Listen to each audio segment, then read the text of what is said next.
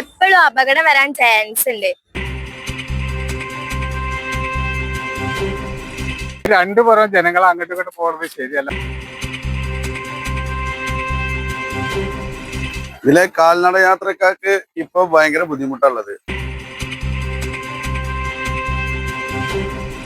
തിരുവേഗപ്പുറ പാലത്തിലെ ഗതാഗത നിയന്ത്രണം ഏർപ്പെടുത്തിയതോടെ തിരുവേഗപ്പുറയിലും കൊടുമുടിയിലും ഗതാഗതക്കുരുക്ക് രൂക്ഷമായി.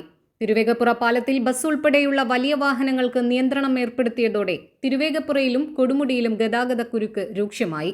ശനിയാഴ്ച അർദ്ധരാത്രി മുതലാണ് പാലത്തിൽ വലിയ വാഹനങ്ങൾക്കുള്ള നിയന്ത്രണം ഏർപ്പെടുത്തിയത്. പട്ടാമ്പി ഭാഗത്തു നിന്നും വളാഞ്ചേരി ഭാഗത്തേക്ക് പോകുന്ന ബസ് യാത്രക്കാർ തിരുവേഗപ്പുറ അമ്പലനട ഇറങ്ങി പാലത്തിലൂടെ നടന്ന് കൊടുമുടിയിലെത്തിയാണ് യാത്ര തുടരുന്നത്. പാലത്തിൽ വിള്ളൽ രൂപപ്പെട്ടതോടെയാണ് ഗതാഗത നിയന്ത്രണം ഏർപ്പെടുത്തിയത്. കൊപ്പം വളാഞ്ചേരി പോലീസിന്റെ നേതൃത്വത്തിലാണ് പാലത്തിന്റെ ഇരുഭാഗങ്ങളിലും ഗതാഗതം നിയന്ത്രിക്കുന്നത്. പട്ടാമ്പിയിൽ നിന്നുമുള്ള ബസ്സുകൾ തിരുവേഗപ്പുറ അമ്പലനട വരെയാണ് സർവീസ് നടത്തുന്നത്. വളാഞ്ചേരിയിൽ നിന്നുമുള്ള ബസ്സുകൾ പാലത്തിന് മുൻവശത്തെ കൊടുമുടിയിലെ ഓഡിറ്റോറിയത്തിന് സമീപം വരെയും സർവീസ് നടത്തുന്നു. ചെറുവാഹനങ്ങൾ പാലത്തിലൂടെ കടത്തിവിടുമ്പോൾ കാൽനട യാത്രക്കാർക്കായി പാലത്തിൽ സുരക്ഷ ഒരുക്കണമെന്നാണ് ആവശ്യം. എപ്പോഴും അപകടം വരാൻ ചാൻസ് ഉണ്ട്. വാഹനത്തിന്റെ അപ്പുറത്തു കൂടി ഇപ്പുറത്തു കൂടിയാണ് ഞങ്ങളൊക്കെ നടക്കുക. അപ്പൊ വലിയൊരു അപകടമായി വരാൻ ചാൻസ് ഉണ്ട്. നടക്കാൻ വേണ്ടി ഒരു ലൈന് ഒഴിവാക്കി തരണം. എന്താ വെച്ചാൽ അല്ലാന്നുണ്ടെങ്കിൽ വണ്ടി അങ്ങോട്ട് പാസ് ചെയ്യുന്നതിന്റെ ഇടയിൽ കൂടെ അങ്ങോട്ടും ഇങ്ങോട്ടും പോവുകയാണെങ്കിൽ ആൾക്കാർക്ക് ഇത്തിരി വലിയൊരു അപകടം സംഭവിക്കും. അത് വരാതിരിക്കാൻ ഇതിലെ കാൽനട യാത്രക്കാർക്ക് ഇപ്പൊ ഭയങ്കര ബുദ്ധിമുട്ടുള്ളത്. ഇപ്പൊ രണ്ട് സൈഡിൽ കൂടെയാണ് കാൽനട യാത്രക്കാർ നടന്നു പോകുന്നത്. അതുകൊണ്ട് ഇതില് പോവാൻ ഭയങ്കര ബുദ്ധിമുട്ടാണ്. അപ്പോൾ ഈ യാത്രക്കാർക്ക് പോകാൻ വേണ്ടിയിട്ട് രണ്ട് സൈഡ് ഏതെങ്കിലും ഒരു സൈഡ് ബാരിക്കേഡ് ഉണ്ടാക്കിയിട്ട് നടന്നു പോകാനുള്ള ഒരു സംവിധാനം ചെയ്യണം. അല്ലാന്നുണ്ടെങ്കിൽ ഇതിലും വലിയൊരു അപകടമാണ് ഇനി വരാൻ പോണത്. അപ്പൊ അതുകൊണ്ട് ജനങ്ങൾക്ക് ഭയങ്കര ബുദ്ധിമുട്ടുണ്ട് നടന്നു പോണ ആൾക്കാർക്ക്.